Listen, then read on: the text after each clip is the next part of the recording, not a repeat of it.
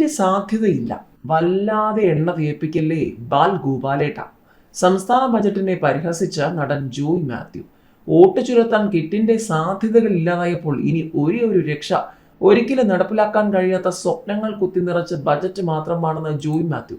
രണ്ടാം പിണറായി സർക്കാരിന്റെ അവസാന ബജറ്റിനെ പരിഹസിച്ച് നടൻ ജോയ് മാത്യു. വോട്ട് ചുരത്താൻ കിറ്റിന്റെ സാധ്യതകൾ ഇല്ലാതായപ്പോൾ ഇനി ഒരു രക്ഷ ഒരിക്കലും നടപ്പിലാക്കാൻ സാധിക്കാത്ത സ്വപ്നങ്ങൾ കുത്തിനിറച്ച ബജറ്റ് മാത്രമാണെന്ന് ജോയ് മാത്യു ഫേസ്ബുക്കിൽ കുറിച്ചു. വല്ലാതെ എണ്ണ തേപ്പിക്കല്ലേ ബാൽ ഗോപാലേട്ട എന്ന പരിഹാസത്തോടെയാണ് ജോയ് മാത്യു പോസ്റ്റ് അവസാനിപ്പിക്കുന്നത്.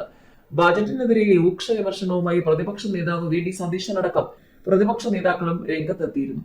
പൂച്ച പെറ്റുകിടക്കുന്ന ഖജനാവുള്ള കേരളത്തിൽ അവതരിപ്പിച്ച സർക്കാരിന്റെ ബജറ്റിൽ ജനങ്ങൾ വിശ്വസിക്കരുതെന്ന് വി ഡി സതീശൻ പറഞ്ഞു. അനാവശ്യ അവകാശവാദം കൊണ്ട് ബജറ്റിന്റെ പവിത്രത നശിപ്പിച്ചെന്നും ഇത് വെറുമൊരു പൊളിറ്റിക്കൽ ഡോക്യുമെന്റ് മാത്രമാണെന്നും അദ്ദേഹം പറഞ്ഞു. പോകുന്ന പോക്കിൽ ശമ്പള കമ്മീഷനും ധനമന്ത്രി പ്രഖ്യാപിച്ചു. അടുത്തതായി വരുന്ന സർക്കാർ വേണം അത് നടപ്പിലാക്കാൻ.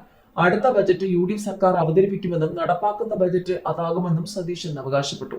അടുത്ത സർക്കാരിന് ബാധ്യതയുണ്ടാക്കുന്ന ബജറ്റാണെന്നും പ്രതിപക്ഷ നേതാവ് കുറ്റപ്പെടുത്തി. സർക്കാരിനുള്ള ചോദ്യങ്ങൾ, ഇടതുപക്ഷത്തിനുള്ള ചോദ്യങ്ങൾ, LDFും CPMനുമുള്ള ചോദ്യങ്ങൾ അവിടം കൊണ്ടൊന്നും തീരുന്നേയില്ല.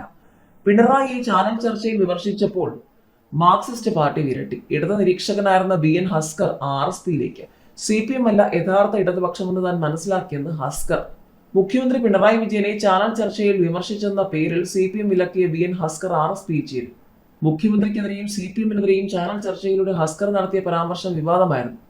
മുഖ്യമന്ത്രി തന്റെ ഔദ്യോഗിക കാറിൽ SNDP യോഗം ജനറൽ സെക്രട്ടറി വെള്ളാപ്പള്ളി നടേശനെ കയറ്റിയതിനെയാണ് ചാനൽ ചർച്ചയിൽ ഹസ്കർ വിമർശിച്ചത്. പിണറായി വിജയൻ ചെയ്ത തെറ്റിനെ ഇപ്പോഴും ന്യായീകരിക്കുന്നത് തിരുത്താൻ പാർട്ടിക്ക് കഴിയാതെ പോയത് കാപട്യമാണെന്നും ഹസ്കർ വിമർശിച്ചു.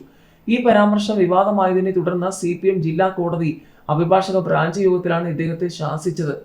CPM സംസ്ഥാന കമ്മിറ്റി അംഗം K സോമപ്രസാദ് ഹസ്കറിനെ വിളിച്ചു വരുത്തി ഇടത് നിരീക്ഷകൻ എന്ന പേരിൽ ചാനൽ ചർച്ചയിൽ പങ്കെടുക്കരുതെന്ന് താക്കീത് ചെയ്തു. തുടർന്ന് ഇടത് നിരീക്ഷകൻ എന്ന സ്ഥാനം ഔദ്യോഗികമായി ഒഴിഞ്ഞെന്നും സുരക്ഷയ്ക്കായി പാർട്ടി നൽകിയിരുന്ന ഗവൺമെന്റ് തിരിച്ചേൽപ്പിച്ചെന്നും ഹസ്കർ പറഞ്ഞു.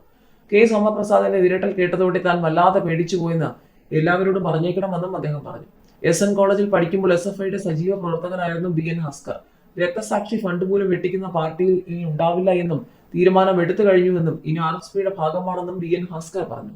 CPMനുള്ളിലെ എതിർപ്പുകൾ നേരത്തെ തുടങ്ങിയതാണ്. മുഖ്യമന്ത്രിക്കെതിരെ വിമർശനം നടത്തിയത് മുതൽ തനിക്ക് സമ്മർദ്ദമുണ്ട്. CPM അല്ല യഥാർത്ഥ ഇടതുപക്ഷമെന്ന് മനസ്സിലാക്കിയെന്നും ഹസ്കർ പറഞ്ഞു.